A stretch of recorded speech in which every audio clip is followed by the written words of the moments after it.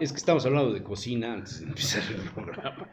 Señores, buenas noches, don Rodolfo Ruiz, don Javier Buenas Gutiérrez noches. Reyes. Saludamos, damos la bienvenida, no sé si me toca presentar, pero Sí, yo pues le sí. quiero dar la bienvenida a mi amigo Paco Vélez Pliego, a quien conozco hace muchos, muchos años y con quien he tenido la suerte de hacer muchos programas de radio, interesantísimos, una sección que se llamaba Urbavista, desde hacía mucho tiempo, y hemos hablado de todo, es decir, de todo. Creo que de lo único que no hablamos hablado ha sido de sexo, pero hemos hablado prácticamente de todos los temas.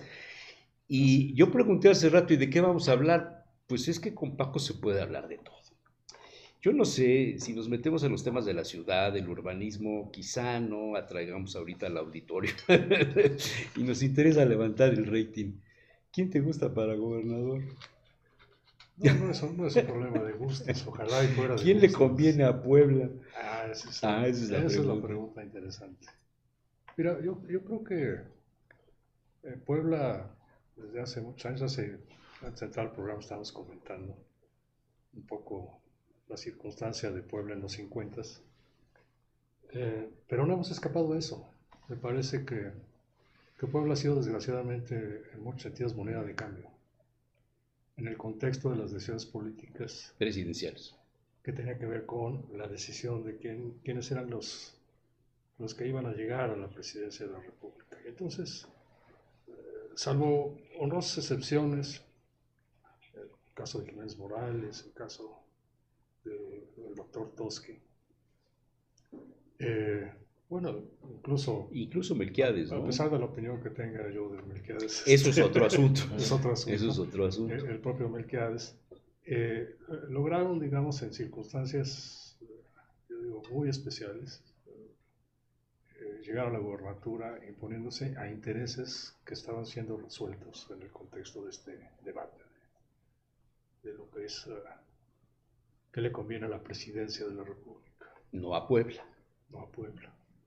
Entonces, digamos, creo que en el caso actual seguimos en esa discusión. Y digo seguimos porque toda la sociedad estamos involucrados en ello. Me parece que la decisión pasa justamente por las recientes designaciones del aparato vinculado ya directamente a la candidata a la presidencia de la República de Morena, que es la doctora Claudia Sheinbaum. Pasa por Adán Augusto, pasa por Leonel Godoy y pasa por el representante del aparato aquí en Puebla, el diputado por San Luis Potosí. Y eso implica una redefinición. ¿El gobernador no interviene? No, yo creo que sí intervino. Intervino. Pero no le hicieron caso. Intervino en el marco, digamos, de lo que es Quería 8. El consejo político estatal heredado de Barbosa, ¿no? Sí, claro. Entonces, intervino, definió, dijo, no quiero a estos, quiero a estos. Y bueno, resultó lo que resultó. Y la dirigencia nacional le dijo, bueno, pues además de esos también van estos, que son los que nosotros pensamos que también pueden jugar, ¿no? Pero todavía creo que no hay una definición. Pues con esos enviados, pues ya parece una definición, ¿no?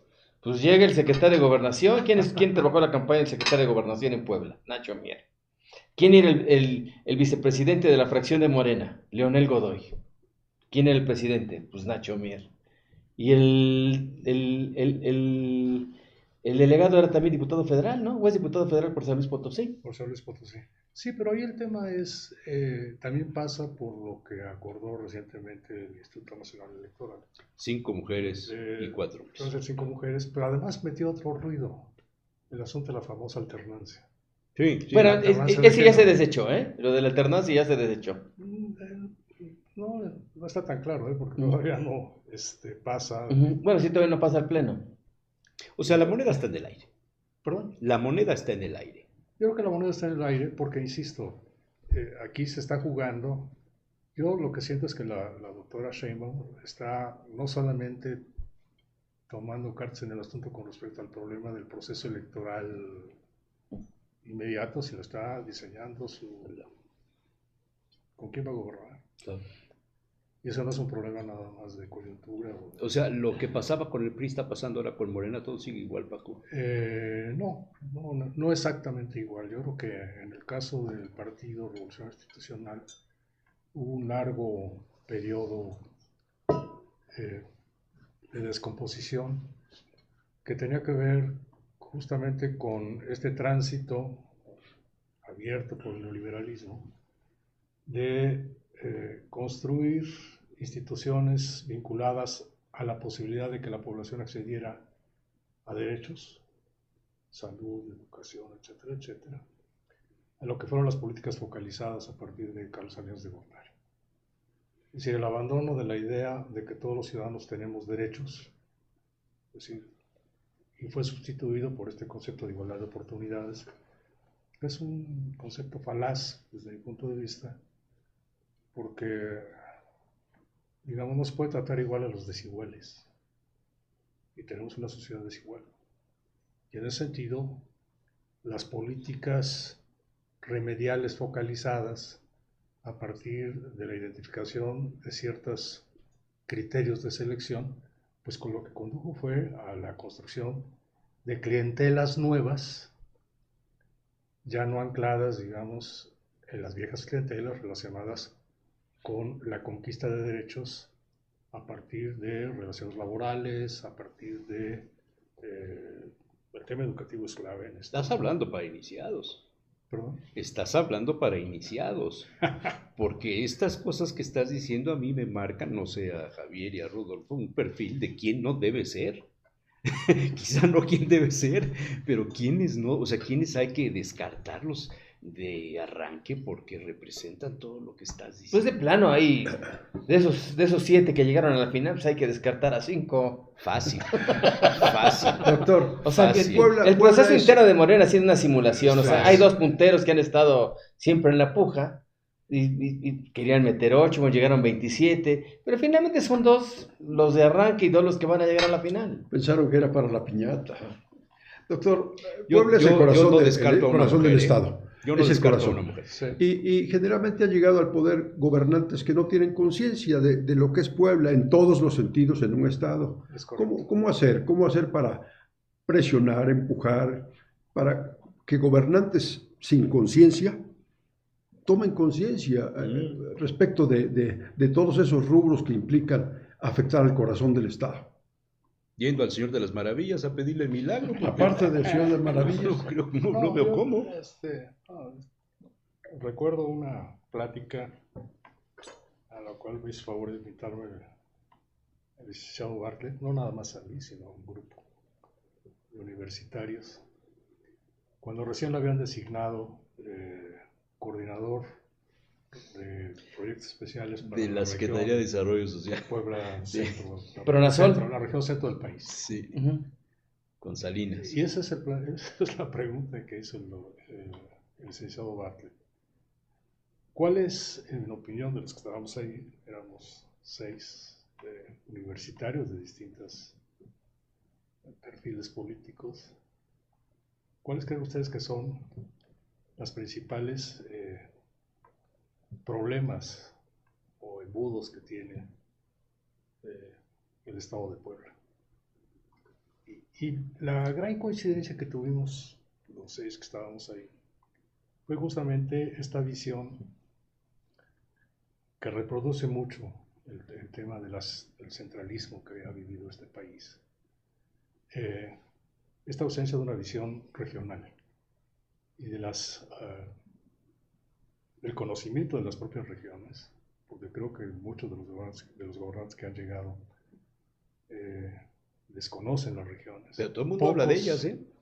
Pocos se han Y el que preocupado. tuvo no, 5 dijo, no, son pocas, mejor 7. Y otro dijo, no, mejor 9. Pocos. Bueno, ya El saben, último. El último propuso El 32 último, regiones. 32 regiones, sí. Pensaba que por cada región le iban a dar una lana, ¿o qué? Para aumentar bueno, la ese capacidad de... ese es un viejo debate, pero ¿cómo delimitas una región? Si a partir ¿De de qué? articulación ¿De de qué? condiciones económicas, de regiones de pobreza. naturales, Sí. si le pones el acento al tema de la pobreza. Ujú. Entonces, Pero aquí el problema es que efectivamente hay poco conocimiento del Estado. Es decir, salvo don Manuel, que me parece que lo caminó, lo recorrió, cada semana iba para un lado y para el otro. Toski, que evidentemente lo conocía, Melquiades, sin duda. Conocía el Pero Estado. conocía el Estado, pero quizá no la problemática. Bueno, Marín también conocía el Estado, ¿no? Como Fue un secretario de Gobernación. sí. Sí. Lo Como conocía secretario desde de la operación Gobernación, sí. Sí, política. desde la pero operación no, política. digamos, lo Fue conocía. presidente del PRI, o No, sea, y sí, sí, en sí, el, sí, en sí, el, sí. en el orden de la intriga política.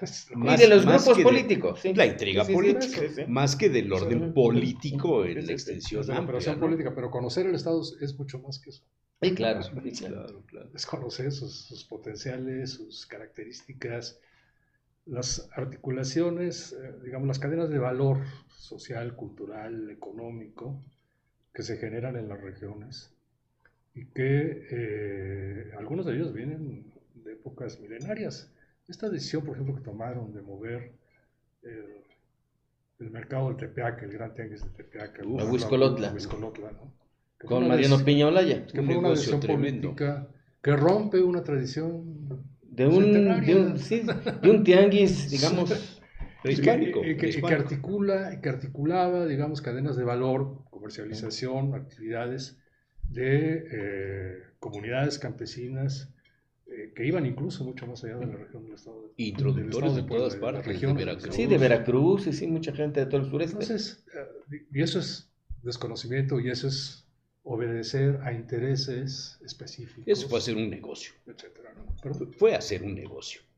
por eso, Sí, las eso bodegas, es específico. las bodegas.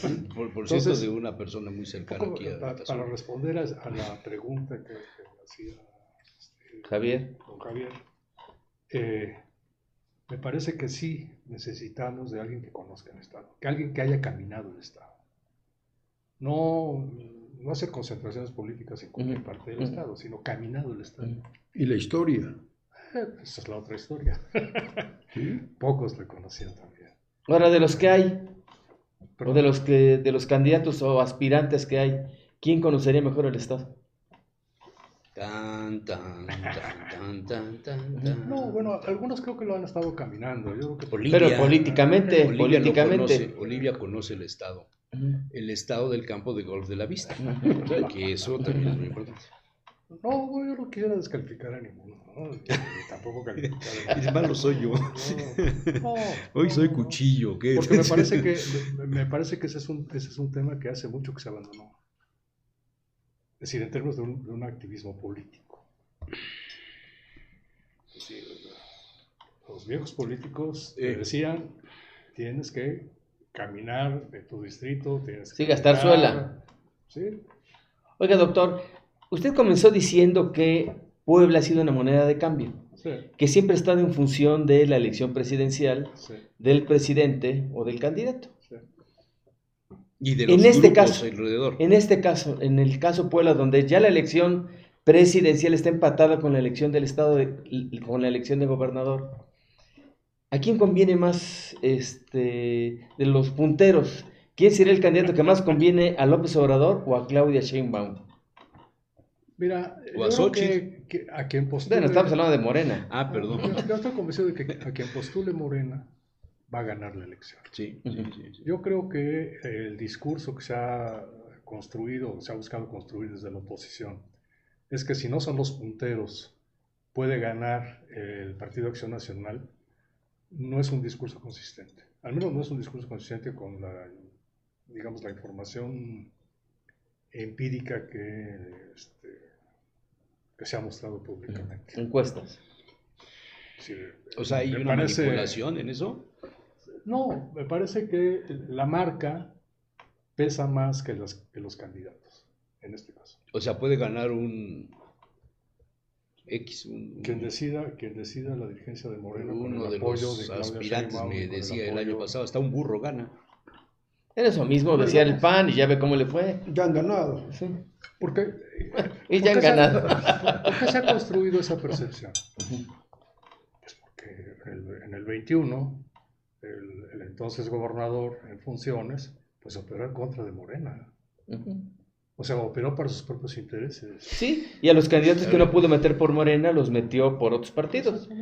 Paco, Por el PANAL, no pesan hoy más los grupos locales en relación a la Asociación Poblana, en relación a las caras que hemos visto en los mítines, en las reuniones de respaldo, a los intereses económicos, a los grandes capitales que se mueven en torno a uno y a otro. Tú estás muy metido en los asuntos urbanísticos, este desarrollo que se está haciendo de City Lomas ha estado en el foco rojo de los problemas con los ejidatarios y con el pago de centavos por cosas que van a costar una borrada de dinero. Y estas personas que promueven el grupo, ¿cómo se llama? Perversa o Proyecta.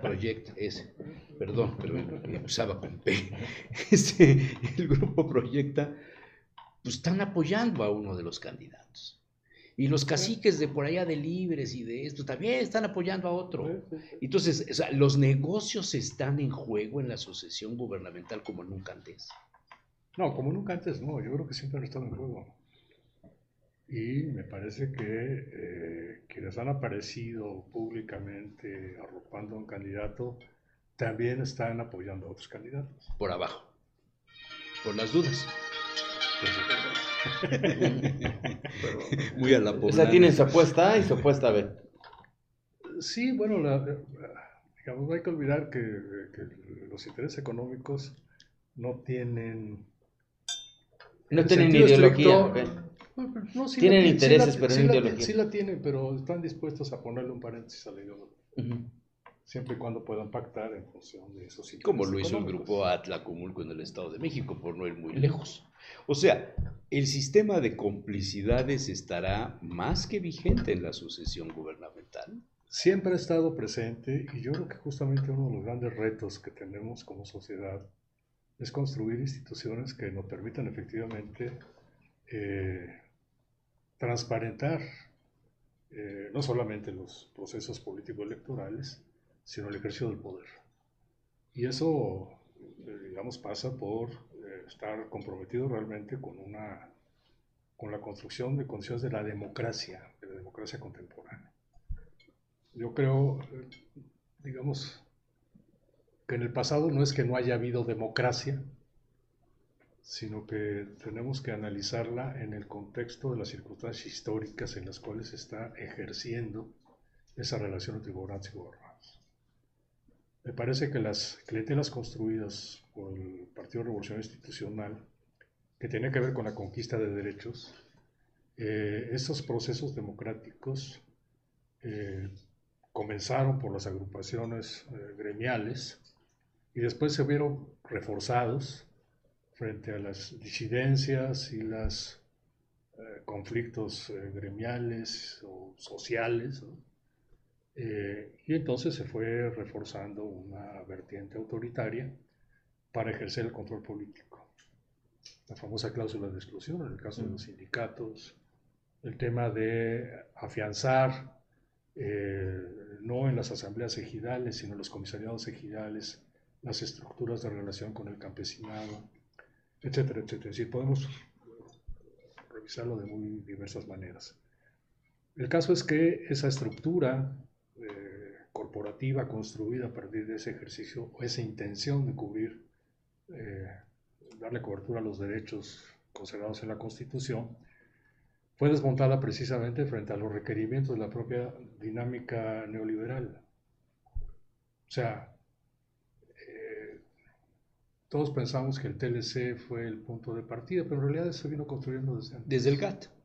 Exactamente, desde el término de la negociación de la Ronda Uruguay y, digamos, la construcción de la Organización Mundial del Comercio y toda esta redefinición, digamos, de las reglas del juego en lo que se refiere al tema arancelario. En el continente.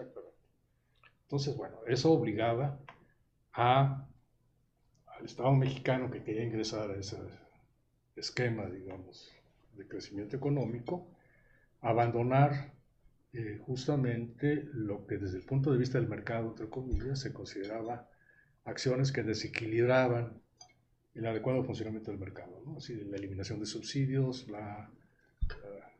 el caso de la vivienda, desde los 70s Fondo Monetario, Banco Mundial impugnaban, no nada más en México, sino a nivel internacional, en el caso de Francia, las políticas de vivienda a bon marché, que le llaman, ¿no?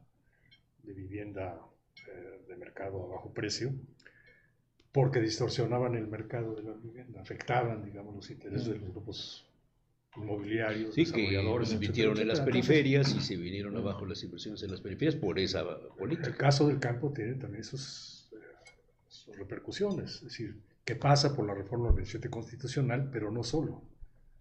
Pasa por la eliminación de apoyos al campo de muy diversa naturaleza, todo el tema digamos, del apoyo, los precios de garantía, todo el asunto relacionado incluso con la selección de cultivos que están orientados a la exportación. Simplemente no hay que ir muy lejos, hay que ver qué ocurre en el Valle de Tepeaca. Toda la transformación que ocurrió. Sí, se refiere al dejaron tipo de ser cultivos. regiones maiceras para convertirse en hortalizas para exportación de Estados Unidos. Es Y correcto. guachicolera. ¿Quién domina esas Michoacán, cadenas de valor? con el aguacate y el limón. ¿Quién domina esas cadenas de valor? No lo dominan los productores. No, el Lo comercialista. domina desde quien comercializa. certifica la famosa inocuidad, ¿no? Sí, en sí, el agua. sí. Y el desarrollador de los sistemas Sí, de producción masiva hasta del campo, quien claro. controla el proceso de Los exportación, holandeses, sí, el empacado, sí, etc. sí. Oiga, doctor, regresando al tema local, ¿por qué cree que el Frente Amplio por México y su virtual candidato a la gubernatura, Eduardo Rivera, no tendría ninguna posibilidad? No, bueno, aquí todo el mundo tiene posibilidades, ¿no? Pero dijo que no veía, digamos, Yo no veo un escenario en donde pueda ganar el Frente Amplio por México. Porque a diferencia de lo que ocurre, digamos, con Morena, en el caso del Frente Amplio por México no hay liderazgo. No hay liderazgo político nacional que esté empujando el asunto.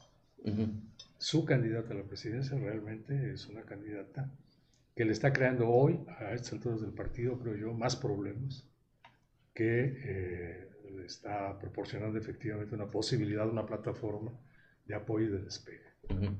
Entonces yo veo muy difícil que Frente Amplio por México pueda, incluso las propias membretes, bueno, no son membretes, Partidos. son partidos, las propias franquicias, sí, pero se han convertido también en eso, las propias franquicias tengan por sí mismas mayor peso que sus candidatos. Oye, pero en las últimas elecciones, cuando ganó Lalo, Morena perdió en la zona metropolitana, perdió varias presidencias municipales, perdió diputaciones. Por eso, habría que preguntarle a Barbosa. No sé. Digo, no dije no sé, lo sé porque pues, yo vi cómo boicotearon las campañas de Morena desde Casaguayo, entonces pues era No obvio. solamente eso, Pero todos este los- fenómeno podría repetirse. Pues habría que preguntarle a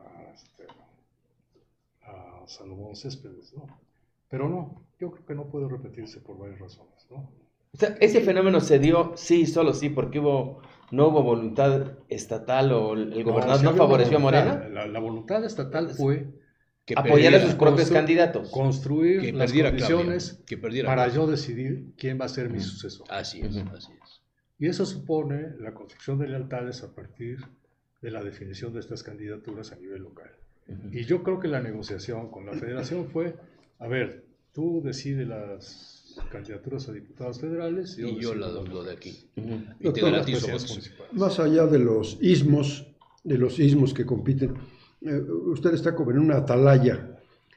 A su juicio, la democracia en Puebla, en este momento, ¿ha avanzado, se mantiene estática o estamos retrocediendo? ¿Hay riesgo de retroceso?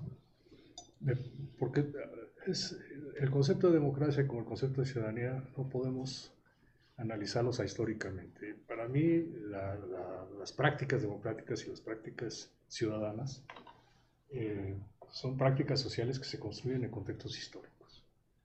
Y en ese sentido me parece que la transformación que se ha iniciado en el país, ha apuntado el país hacia una transformación, todavía no está consolidada.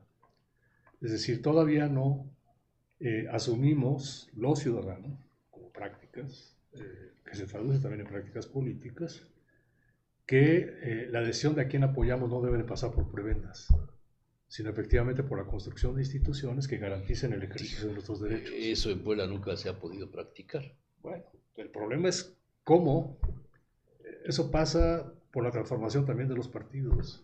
Y de los Es decir, ciudadanos. los partidos son de interés público, sí, solo sí, cumplen una función educativa desde el punto de vista de una idea de parámetros. No se trata de que renuncien a su ideología, sino que la extiendan, formen a sus cuadros, Sí, que contribuyan a la extiendan cultura esa política. formación a los ciudadanos que les son adherentes con políticas formativas y educativas, es decir, que conduzcan a prácticas sociales de construcción de la democracia. Y eso me parece que todavía estamos muy lejos de lograr. Bueno, sí hay un ejemplo muy claro de que esto sí funciona. Aquí en Puebla, Fernando Morales. Sin comentarios. Yo no entendí. No entiendes cuando no quieres, porque cuando quieres sí le entiendes. Pues un poco por ahí es el asunto. Sí. Hemos construido ya una ciudadanía capaz de defender los derechos que de acuerdo con las normas están consagradas en la Constitución General de la República, la Constitución local, etcétera, etcétera, frente a los intereses de los propios partidos políticos. Sí, sí, sí. Esa es la pregunta que habría que hacer. ¿Qué Yo creo está que en la ciudadanía juego todavía ahora no está en el eso. 24? ¿Qué nos estamos jugando los poblanos? La consolidación de esta transformación. Me decía ¿Cómo alguien decía? que si no se toman decisiones antes de diciembre, para meter los proyectos de la federación que serán votados en diciembre del 24, nos vamos a quedar sin presupuestos para temas vitales en el 24, el 25 y hasta el 26 vamos a poder meterlo. O sea, está en juego el futuro de Puebla para el 50. Hay quien ve el 50 como la posibilidad de que Puebla remonte nuevamente a la cuarta o la economía de México o se vaya a los niveles El sótano. sí. Mira, Puebla vivió de los proyectos construidos en la década de los 50 a través de este tema de la Junta de Mejoras, del grupo que ejercía funciones de planeación con esta mezcla de intereses colegios, público-privados, sí, sí. etcétera, Sí. que incluyó básicamente proyectos de carácter urbano, de desarrollo inmobiliario, El entubamiento con de San vistas Francisco, por ejemplo. con vistas al proceso de metropolización. Sí, Y también con vistas a la modificación de lo que era la base económica que sustentaba, sí. digamos, los intereses y también las necesidades, digamos, de empleo de la principal concentración poblacional en Puebla. Abriendo brecha con Volkswagen, pero también invitando a ILSA, invitando, digamos, o sea, toda la parte metalmecánica, la parte química, etcétera, etcétera. Ese ciclo ya se agotó. El otro gran proveedor de proyectos, estamos hablando de los 50, el salto se da hasta la época de Bartlett. El gran proveedor de proyectos... 50, 60 y hasta finales de los 60 cuando estaba todavía Aarón Merino Fernández, ¿no? No, Aarón Merino Fernández lo que hizo fue darle seguimiento al esquema de desarrollo urbano, inmobiliario, proyectado en el 58, ahí están los planos reguladores de la época. Lo que hicieron fue seguir ahí la agenda del... Un poco lo que pasó con Melquiades y Marín, pues le dieron continuidad a los proyectos de Y el Bartlett. propio No, Moreno Valle. ojalá se lo hubieran dado, el que se lo dio fue Moreno Valle. El propio Moreno Valle. El que se lo dio fue Moreno Sí, Valle. el propio Moreno Los Valle. otros lo... Pues, digamos, se montaron en ellos y le sacaron provecho. ¿Cuál fue la irrupción de Moreno Valle en los proyectos, digamos, desarrollados? Audi es la irrupción. Ese no estaba contemplado en el esquema de Bartlett. Y la irrupción de Audi tiene que ver con otras cosas, tiene que ver con otros intereses que llevaron incluso al que en aquel momento era el presidente del consorcio de Audi, el representante alemán, lo echaron fuera. Pero vendió la rueda de la regresaron fortuna. a su país y ahí tiene... Pero vendió la rueda de la fortuna. No solo, Bueno, digamos, se pactó, los negocios ahí. se pactó un esquema, digamos, de instalación de la industria que hasta ahorita estamos pagando, ¿no? Es decir, el costo de la plataforma es una locura. Sí, sí. Oiga, doctor, la leyenda urbana muy poblana le atribuye a usted una cercanía, una relación amistosa, quizá la única o quizá la más importante de Puebla, con la esposa del presidente Andrés Manuel López Obrador, con Beatriz, por ser poblana, ligada a la universidad. ¿Es verdad? ¿Es verdad esta relación? ¿Hay buena relación? Hay buena relación y voy a aclarar el punto porque se ha especulado mucho sobre el tema. La doctora Beatriz Gutiérrez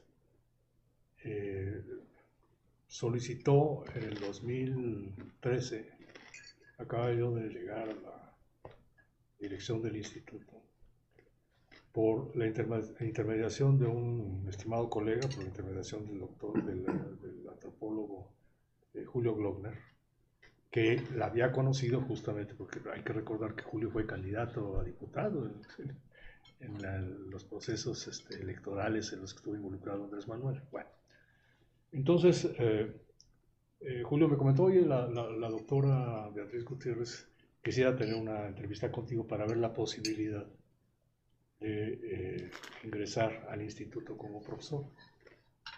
Me dijo, sí, cómo no, Julio, no tengo ningún problema.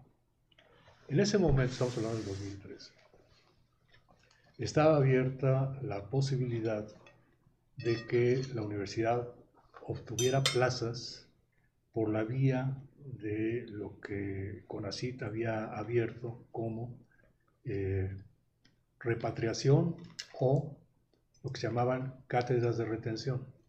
¿En qué consistían cada una de ellas? En el caso de la repatriación, tenía que ver con profesores e investigadores que se habían formado en el extranjero, apoyados por el propio CONACYT, y que se habían mantenido en el extranjero. Y se inició una política que buscaba aminorar la fuga de cerebros por parte de CONACYT, por parte del gobierno federal, y en ese sentido se abrió esa posibilidad. Quien quisiera regresar al país podría hacerlo por la vía de un apoyo de CONACYT en términos de las cátedras de repatriación. Y las cátedras de retención tenían que ver con el compromiso también de CONACYT de apoyar por un año la presencia de un profesor o profesora que reuniera los requisitos académicos, el doctorado, etcétera, etcétera, es decir, los méritos. Y en ese año ese profesor o profesora tenía que ser evaluado tanto por el CONACYT como por la institución para ver si cumplía con las metas previstas desde el punto de vista académico. ¿Cuáles eran esas metas? Una de ellas era su propio ingreso, en caso de que no perteneciera, el ingreso al Sistema Nacional de Investigadores. Bueno, entonces, yo lo planteé directamente a los colegas del instituto y la propuesta, desde el punto de vista de los proyectos que estaban en desarrollo, vino de un cuerpo académico consolidado perteneciente al programa de estudios de ciencias del lenguaje. Dijeron, sí, sí nos interesa lo que trabaja la doctora, y entonces en el 2014 me presentaron un proyecto, que es el que presentamos a CONACYT. Si proponemos que este proyecto sea desarrollado, que la doctora Beatriz Gutiérrez ingrese al instituto por la vía de cátedras de retención para desarrollar esta parte del proyecto, con el aval del cuerpo académico correspondiente, que es el cuerpo que está adscrito, sigue estando adscrito al posgrado en Ciencias del Lenguaje. Ocurrió todo el proceso, se hizo la evaluación, se hizo la propuesta, CONACYT hizo la evaluación del proyecto y lo aceptó. Estamos hablando del 2014, para ingresar en el 2015. O sea, muy lejos del escenario de proceso, la presidencia, sí. Del proceso, digamos, de... Pero sí te lo agradeció. De definición y de elección. Ingresa en el 2015 y ocurre el año, se genera todo este proceso de evaluación de las actividades de la doctora, ingresa la doctora al Sistema Nacional de Investigadores, entonces hay una evaluación del Consejo de Unidad Académica, hay una evaluación del propio cuerpo académico, hay una evaluación de CONACYT, y entonces queda en firme su contratación dentro de la institución. Recuerdo haberle planteado el tema al entonces rector, Alfonso Esparza, le dije, ahí está solicitud, te lo informo porque vamos a iniciar este proceso que es de carácter académico y yo sé que eso puede generarle problemas a la institución por quién es ella y por lo que representa como esposa, como compañera de Andrés Manuel. Entonces, bueno, si va a haber alguna dificultad de carácter político, pues de una vez dímelo.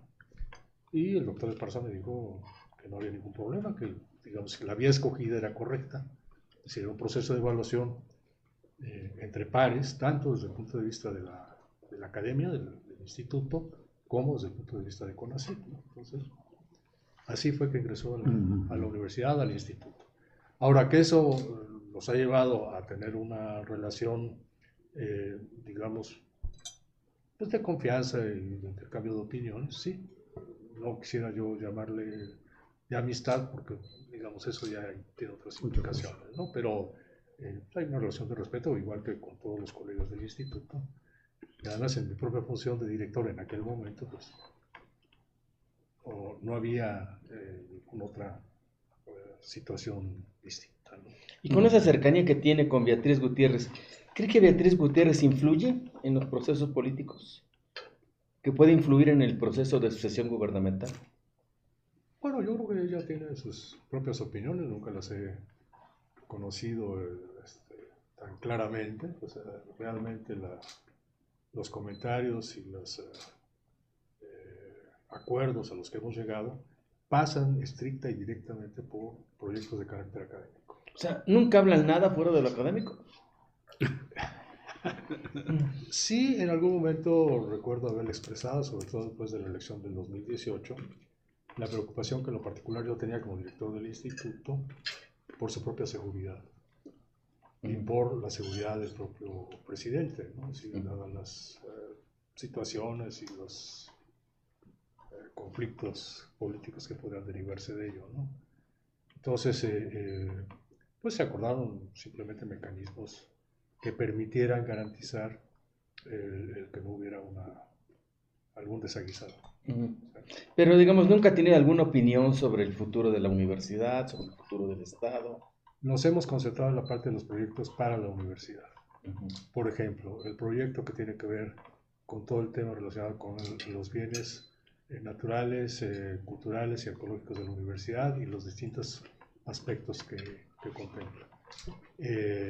Se adoptaron, por ejemplo, medidas, el convenio que se firmó con el Consejo que dependía de la propia Presidencia de la República para apoyar lo que es la digitalización de los acervos de la Biblioteca La Fragua, ¿no? La Biblioteca La Fragua, por ejemplo. Todo el tema que hemos estado trabajando alrededor de promover el barrio universitario y su máxima protección desde el punto de vista de la UNESCO, etcétera, etcétera, que seguimos trabajando en ello, que tiene que ver con el reconocimiento que nos acaba de dar Alcalá de Henares, justamente, en relación. Paco, pero yo que te conozco hace años,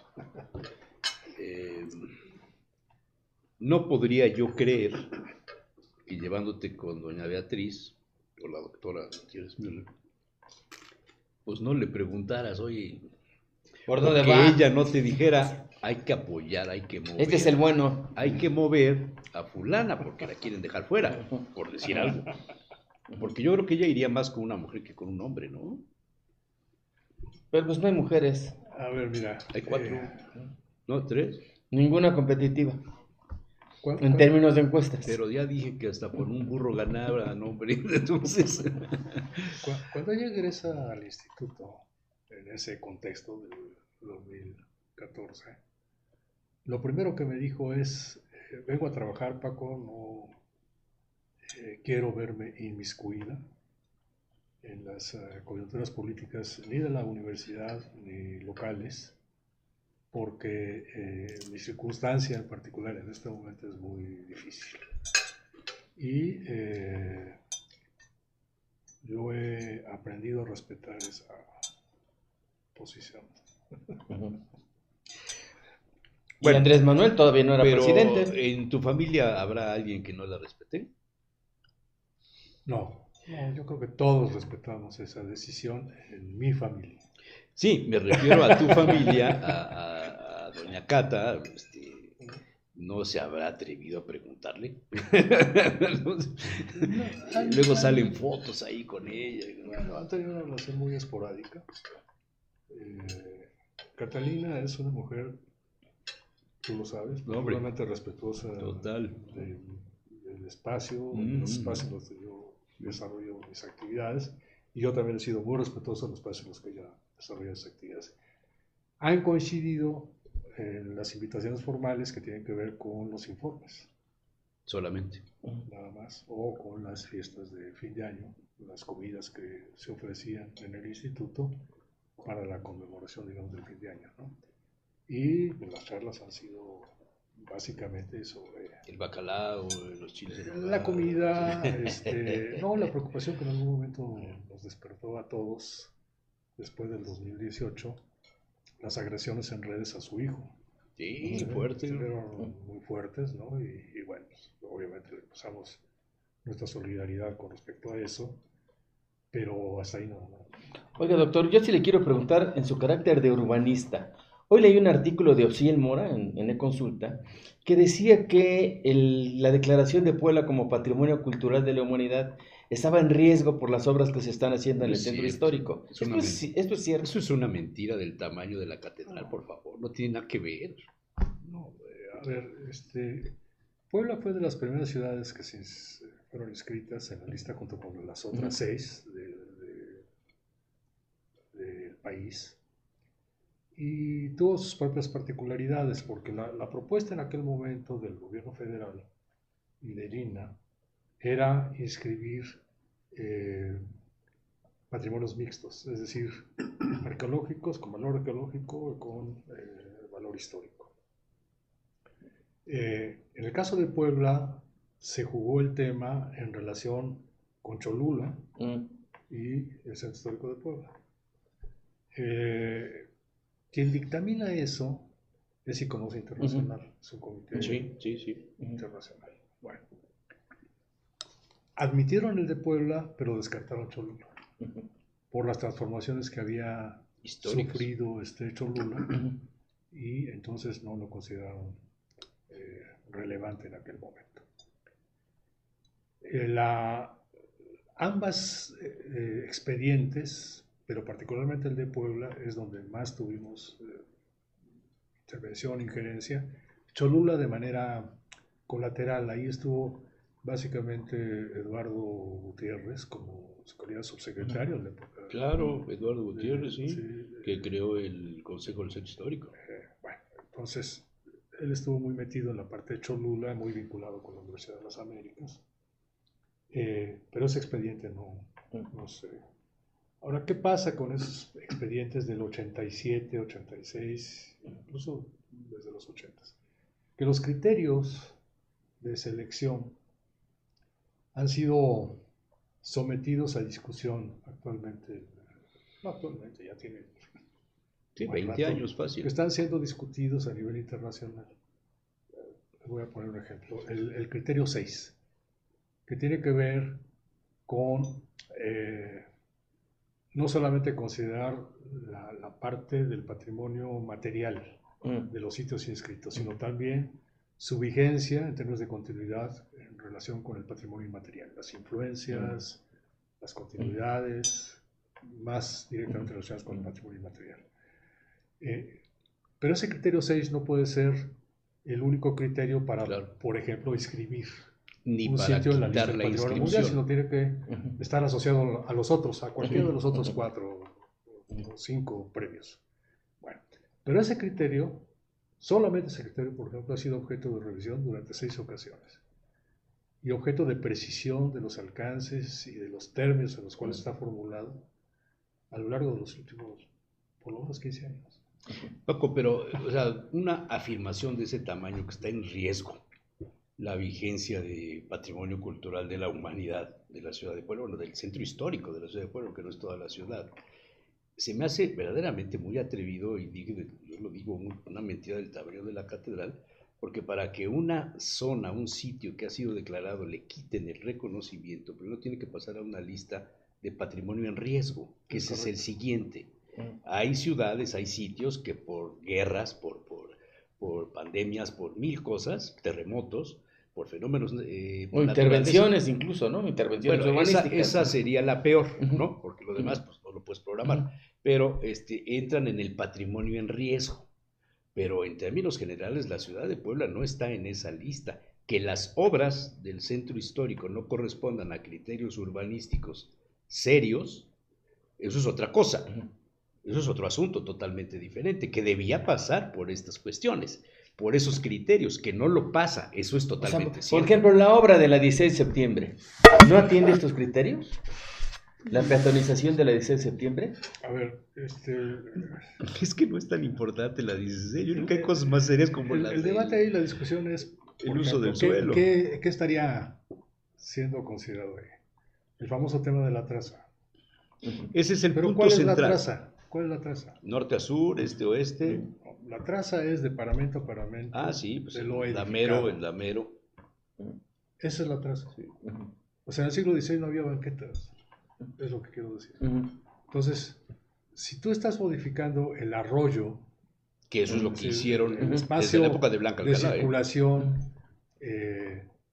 es un espacio de circulación definido, delimitado a partir del siglo XIX prácticamente. Claro, cuando las carretas, Ujú. cuando Pero las no acequias. es un cuando- espacio delimitado desde el siglo XIX. No, Ujú. exactamente. La traza renacentista, que es uno de los valores, Es el tema una de las fundamental, cualidades, claro, del traza de la tiene ciudad. que ver con eso, tiene que ver con el respeto a la traza, es decir, a los Ujú. paramentos.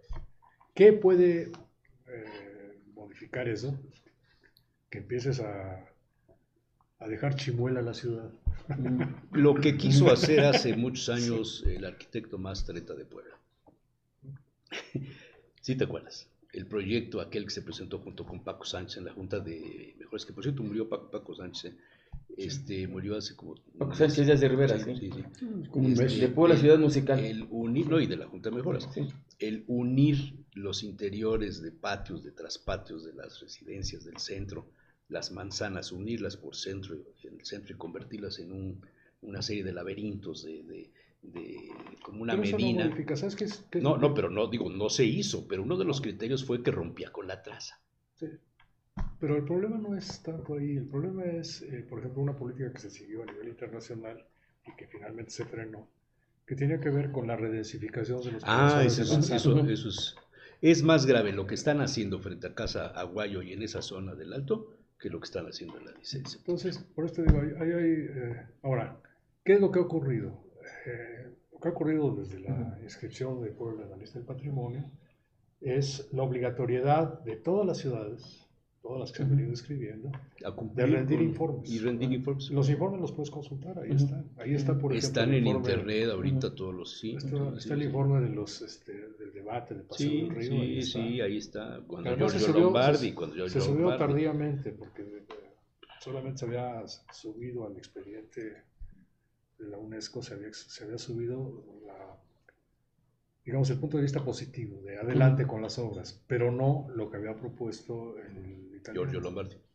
Oiga, doctor, ¿y usted cree que ese proyecto de peatonización de la 16 de septiembre tendría que ampliarse a otras calles y avenidas del centro histórico? Yo lo que he insistido mucho es que esa discusión tiene que ver con la definición de qué queremos de la zona El de uso del suelo. monumentos La y vocación. las necesidades de movilidad que la zona de monumentos tiene. Y cuando hablo de necesidades de movilidad, me refiero a que necesitamos evaluar En conjunto. el conjunto de las formas de desplazamiento Sí. generadas por lo que está haciendo las funciones o los usos del suelo dentro de la zona de monumentos. Y los hábitos de origen y destino. Si tú promueves el abandono de la zona para sustituir los usos del suelo solamente para concentrar ahí actividad turística, Ah, entonces estamos mal. esa es otra Turística y historia. servicios, ¿no? Entonces estamos mal. Entonces, frente a la discusión que Hicimos hace un programa, muchos- hace hemos muchos hecho muchos años programas. tengo con algunos de los colegas, del concepto de redensificación al concepto de repoblamiento. Redensificación ese concepto está puesto el acento en lo que vas a edificar, es decir, la posibilidad de edificación en altura, que no es lo mismo que repoblamiento. Repoblamiento es cómo utilizas Lo que o está reutilizas lo que está hecho, lo que está construido. sin Para que la aumentar gente vaya a altura, vivir ahí. ¿no? Y sin aumentar la altura. Oiga, doctor, los gobernantes estatales o presidentes alguna vez han acudido al instituto que usted encabeza para conocer opiniones al respecto. A lo mejor no están obligados, tendrán sus propios órganos consultivos, pero la autoridad profesional que se concentra ahí, de la universidad pública más importante, debiera ser tomada en cuenta para estas cosas. Digamos ¿Han que acudido? el único que nos hizo caso fue don Manuel Bartlett. Moreno Valle. No, Manuel Bartlett. Ah, Manuel Bartlett. ¿Hace También cuánto? nos hizo caso. Manuel Bartlett llegó en el 92, ¿no? También nos hizo caso Jiménez Morales. Ujú. Porque por ejemplo, el proyecto de Paredes de construir El estacionamiento el subterráneo. estacionamiento subterráneo, primero se lo propusieron a él. ¿A quién? ¿A Bartlett? No, a Jiménez Morales. A Jiménez Yo me Morales. acuerdo que Jiménez Morales Bueno, antes, solicitó desde Gonzalo. le solicitó a Alfonso, que en ese momento era rector, dijo, por favor, licenciado, reúna usted a los expertos que tenga la universidad, quiero escuchar su opinión sobre lo que significa Hacer un estacionamiento hacer subterráneo en el estacionamiento Zócalo. subterráneo en el Zócalo. Pero Y desde efectivamente, antes, tuvimos una Paco, reunión en Casa Puebla. desde donde antes, expresamos nuestras opiniones. cuando Gonzalo era gobernador, un gobernante de grata memoria para ti, le propusieron hacer la gran explanada de Puebla desde la catedral hasta el Sí, Paseo claro, Bravo. querían abrirlo hasta el Paseo Bravo. Ya se murieron los que la propusieron, ya podemos decir sus nombres, pero... Entonces, sí, don Manuel nos hizo caso parcialmente. Yo fui coordinador técnico del programa de ordenamiento territorial de la zona centro poniente, que es lo que le dio sustento, digamos, jurídico en términos de la planeación nacional de aquel momento, que era la Ley General de Asentamientos Humanos del 93, a los proyectos, digamos, regionales de la Angelópolis. Oye, Entonces, nos quedan 5 minutos. Hay una pregunta que yo creo que todos queremos hacer, pero no se atreve. Al analizar las fichas, las corcholatas de Morena, los antecedentes de cada uno de ellos, ¿hay alguien que represente a la izquierda poblana? Porque yo veo... Habría que definir qué estamos enmascaramiento. entendiendo por izquierda en aquel momento. No, de hoy día. Bueno, De hoy día. Bueno, es que si partimos, bueno, la primera pregunta sería, ¿López Obrador es de izquierda? a ver, Yo tendría mis asegúres de que fuera un presidente de izquierda, pues. yo provengo de una formación de izquierda que se generó en el contexto de un debate internacional que asume como vía de desarrollo del pensamiento de izquierda el eurocomunismo. Sí, cuando Y que está totalmente la última anclado internacional, sí, el eurocomunismo. en el pensamiento gramsciano. Sí, de Gramsci, claro. Y en el caso del pensamiento gramsciano, digamos, hay dos conceptos que son claves en esta discusión. Uno es el concepto de hegemonía y cómo se construye. Y dos, cómo se transita de una forma de existencia de la sociedad, cómo se transforma a partir justamente de modificar las condiciones de ejercicio de la hegemonía de un grupo social, de una clase social, etcétera, etcétera. Es decir, el Híjole, tema es que de ya la famosa... de la lista ya nomás me queda una persona. No, el problema es la discusión de concebir un tránsito de largo aliento que supone acuerdos interclase, que supone acuerdos desde el punto de vista ideológico con formas de pensamiento no necesariamente afines a la izquierda, pero que es posible construir consensos alrededor, digamos, de las necesidades de transformación de la propia sociedad. Y yo creo que Andrés Manuel está en eso. Sí, pero de las 7 personas que están buscando ¿Cuál es el de izquierda? coordinación, ¿hay alguien que represente estos intereses A realmente? la vieja izquierda. A la vieja izquierda ninguno. ¿Y a la de López Obrador? Alrededor de Andrés Manuel hay gentes que vienen de esa vieja izquierda. Sí, Claudia Sheinbaum representaría esa No, pero de los estamos hablando de sí, las sí, 7 sí, fichas. pero voy a bajarlo. Sí, O de las 7 corcholatas. Hay alguien, que no sea Julio Huerta, por supuesto, porque es otra cosa, pero que represente esa formación de la izquierda tradicional de hace años digamos, derivada del 68, vamos a puntualizarlo por fechas, a lo que hoy día pasa, hay alguien que represente, porque no quiero volver a hablar del grupo perversa ni de nada de estos temas, pero es que por donde le piques te brincan cosas. Es correcto. No, a lo que me refiero es que... Pero no sueltas nada, pero- Paco, no sueltas A lo que me nada. refiero ¿Cuál es de que- los 7?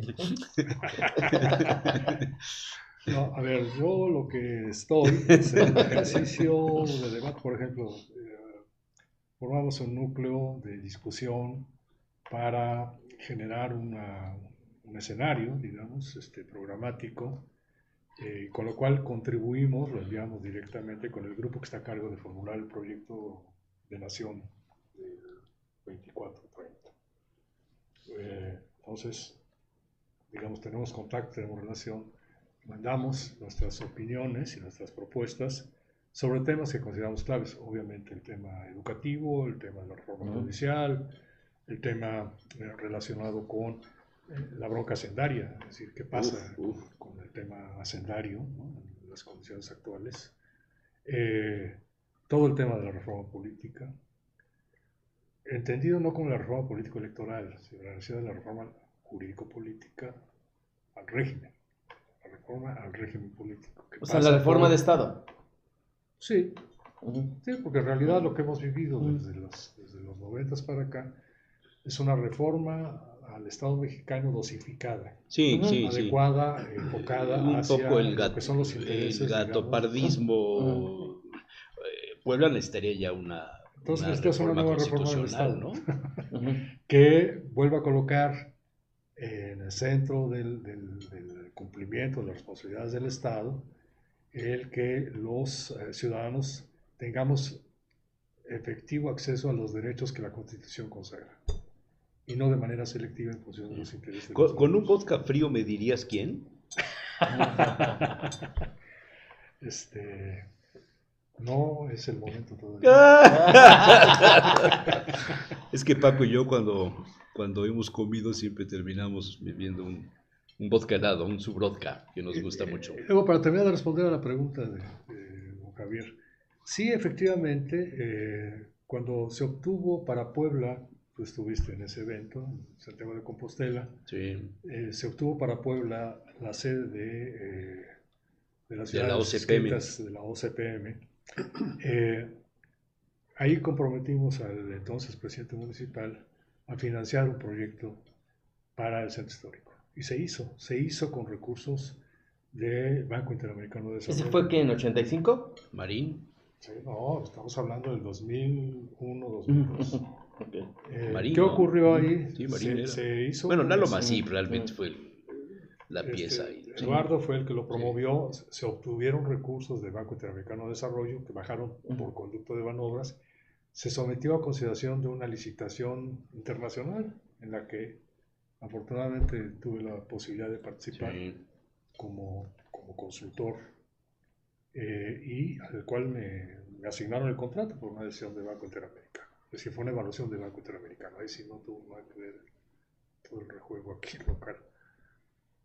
Y eso nos obligó a que semanalmente presentábamos al Consejo Ciudadano del Centro Histórico los avances. Que era el enemigo de... Bueno, no, era el Consejo del Centro Era el Histórico el que Consejo bloqueó Histórico. todo. Roberto Herrerías. En ese momento lo presidía mi querida amiga Tere Rojas, El era municipal. férrea opositora Que ya falleció. a la Tere. propuesta de ella, Falleció ya, este año. desgraciadamente. Yo era su director de tesis. Sí, doctorado, sí, esa Tere cuestión. Rojas. ¿Qué ocurrió? Pues sí, se aceptó el proyecto, se validó, se votó, etcétera, etcétera. Nunca se instrumentó. Creo que nunca se Habría que publicó, preguntarle. Paco? No, sí, se ¿O presentó. Pero sí fue publicado. No, No fue publicado, Nunca lo ¿verdad? publicaron. Sí. Son 28. ¿Cómo se llamaba el secretario en aquella 28. época? O sea, el proyecto se licitó, Sí, se asignó sí, sí, y nunca se ejecutó. ejecutó. Se ¿Estoy evaluó entendiendo? por Banco Interamericano de Pero Banobras. no se publicó. Con eso me liberaron. ¿Cómo se llamaba el contrato, secretario pero, del ayuntamiento que tenía que publicarlo y no lo publicó? pues el que después fue secretario de Obras, ¿no? ¿Secretario de Obras? ¿Quién? ¿Javier García Ramírez o quién? Él estaba en eso. Bueno, ¿El secretario de Obras de quién? ¿De Mario Marino? ¿De quién? Es que hay sí, muchas de Mario, historias. Será Javier García Ramírez. Pero era el secretario general. en el Ah, ayuntamiento. El secretario pues, general. Mario Montero. Entonces, un poco respondiendo a la pregunta, sí se han hecho esos Tú lo trabajos. dijiste. En este caso no fue la universidad, sino fue una consultoría privada. Yo tenía, además de las actividades de la universidad, tenía una consultoría privada, que ya después dejé, la cerré. Muy bien. Y hasta ahí quedó, pero ¿qué tanto le han hecho caso a eso? Nada. Se nos fue el tiempo. La verdad es que la próxima entrevista con Paco hay que poner los temas desde antes y decir, vamos a hablar de esto. Y no Tú no solamente... quieres. Siempre Él quiere no- la improvisación. No, yo pregunté cuando nos íbamos a sentar y de qué vamos a hablar y nadie dijo nada. Es que, ¿sabes qué? Toda la culpa me la echan a mí. Por eso ya me puse mi botón rojo para combatir las envidias. Mi querido Paco, como siempre es un placer verte, recibirte, escucharte, aprender.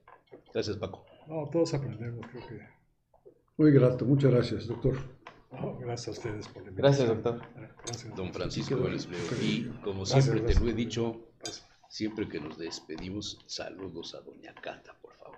¿Cómo no? De tu parte. Hay que invitarla un día. Doña Cata tiene muchas cosas que ¿Cómo no? decir, ¿eh? Pero ¿Cómo no? Muchas. Si yo soy reservado, ella es no. Ella es más. Pues Muy que bien. vengan los vodkas fríos, ¿no? El Subrod, que es el que nos gustaba mucho. Bueno, pues nos vemos la próxima semana, ¿no? La próxima semana. Que no sé quién va a venir porque creo que no lo tenemos todavía definido, pero ya nos veremos por aquí. Muchas gracias, Paco, muy amable. No, al contrario. Gracias a Flora Gracias. Molina, gracias a Natalia Sosa, gracias a Carlitos, gracias a Paco, gracias a no sé quién más, porque el guión pues me tapa y no sé quién más está ahí atrás. ¿Quién me faltó? Todos están. La diseñadora, que nunca la mencionamos, Sheila. Sheila. También muchas gracias. Muy bien.